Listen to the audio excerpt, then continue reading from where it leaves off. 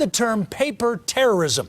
It's the filing of legal actions against public servants to get back at them for locking up or prosecuting one of their own. Well, tonight, one convicted member of that group has been sentenced to more than 2 decades behind bars. Rick Salinger, live at Denver District Court with this story all new at 6. Rick? Well, Jim, 65-year-old Stephen Byfield was sentenced today in a court he does not recognize. He angrily told the judge and prosecutors, "You are all a blatant fraud, lies." His sister was among those in the courtroom. My brother's a good, kind person, and I know that he didn't physically threaten anybody, and I know that his involvement in this group makes him guilty in association.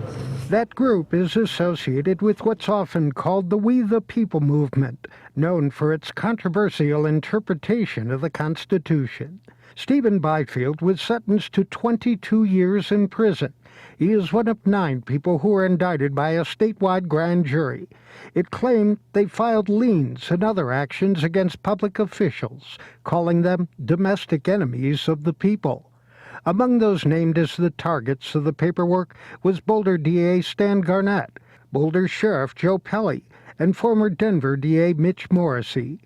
Eric Brandt was not indicted, but was named as a member of the enterprise to influence public servants. He was in the courtroom for Byfield's sentencing. This is a gross miscarriage of justice. I've never witnessed him doing anything other than witnessing things and teaching people.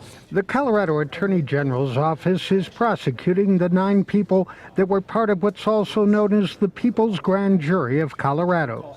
Byfield's twin sister says her brother is not the man she knew. He's been obsessed. I mean, it's like they've taken his mind over. And when you can talk to him, when he's not talking the Constitution and law, he's the same brother that I've had all those years.